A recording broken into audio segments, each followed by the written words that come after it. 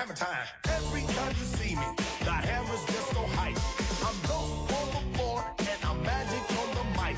Now why would I ever stop doing this with others making records that just... And so what about windfall profits on big oil? We've been hearing about this quite a bit. Does this make sense? So how profitable is the oil industry? And how rich are their shareholders really getting off of this? Now, it's definitely true that people are spending a lot more money on fuel than they used to. Probably 3 times as much. Those guys are right about you. Your money. But how profitable is this industry? You see this red dot? This is financial data from Yahoo. We've got net profit margins and price-to-earnings ratios of 214 different industries. You can go find this data yourself right on Yahoo. And this red dot, those are major integrated oil and gas. You're talking your Chevron, your ExxonMobil, BP, Texaco, and so forth. They have an 8.8% net profit margin. That's about 9 cents on the dollar. Huh? And a 9.6 PE ratio. So if you put that against these other 214 industries, what do you find? And does Barack actually know? Of the 214 industries, 60 of them are more profitable than oil. Some of them a lot more profitable. All of these are more profitable than oil. And does Barack know that of the 214, 170 have higher PE ratios, which means that for every dollar of profit that these oil and gas companies make, their shareholders get proportionately less increased value in their stock price. So these guys are not getting rich relative to what other industries are getting. Why make trillions when we could make billions? That's nearly 90% have higher PE ratios than oil and gas. Does he know that ExxonMobil is going to pay about $50 billion in taxes in 2008? $50 billion. They're going to make a lot of money, but $50 billion? Incredible. And that's about the same amount as their after-tax profit. So if they're going to make pre-tax somewhere on the order of $100 billion, it's a huge amount of money. They're going to pay half of it as it is to the federal government? Amazing. And does Barack also know who gets the profits from big oil today? Now, I was talking about shareholders, right? Who do you think those shareholders are? If you've got a 401k, chances are that you're getting some of that profit. Because just about every major mutual fund owns some element of energy. If it's a diversified fund, if it's a big cap fund, even if it's a mid cap fund, if it's a growth fund, it's got energy in it somewhere, which means chances are you're getting a share of that profit whether you know it or not. Does Barack know what businesses do to offset higher taxes? And we're talking about a windfall profits tax?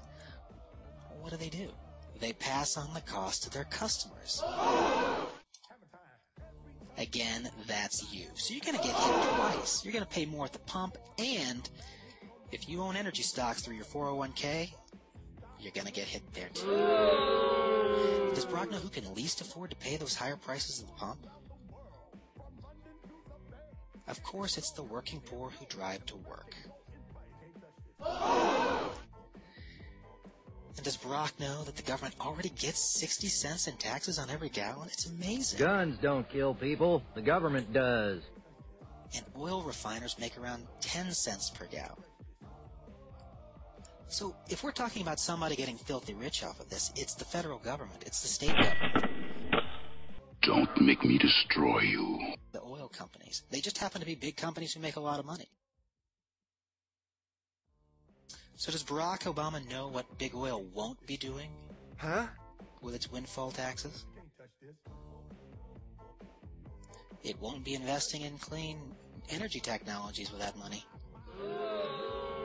It certainly won't be exploring for new sources of inexpensive energy. And it certainly won't be hiring new scientists and engineers in the U.S. But does Barack know? Because because they will be moving operations offshore. If you're going to line this industry up for punitive taxation, they're going to go to places like Dubai, where taxes are nearly zero. If you're going to pay huge taxes and be singled out for punishment in the United States, where would you go? Does Barack know that next year, if they do begin to move some of those operations to offshore locations, that they'll be paying less in taxes than they do today, regardless of his windfall profits tax? I mean, this is a global market economy. Companies can really move wherever they want. But does Barack know that? Does Barack know that U.S. oil firms only control about 6% of the world's proven reserves? And these guys are responsible for the price increases. They only control 6%. 94% are controlled by foreign governments. And does Barack know Nigeria, Saudi Arabia, Russia, Venezuela, Iran? These are who you need to be thinking about. And it's government-owned firms in those countries that control that oil. So this is Obamonomics? Corn is way up too, right? How about a windfall tax on Kellogg's? So we can lower the price of cornflakes. Hey, that makes a lot of sense, right? I mean, corn is up just as much as oil. Why stop at oil? Even better. How about a windbag tax on the lawyers? These guys are pumping out hot air faster than your tailpipe could dream about. That ought to global warming and promote emigration to Canada. You lose, Americans. And so we have to ask ourselves, why is he demonizing American companies? You lose, Americans. We're talking about ExxonMobil, Chevron, ConocoPhillips, Texaco, Hess, BP Amoco. The energy industry employs over 163,000 workers in the United States. 90,000 of them are well-paid, skilled labor jobs. I mean, these are very similar to your manufacturing jobs that we've been losing left and right. They pay an average of $27 an hour and offer 44-plus hours per week. That's great money.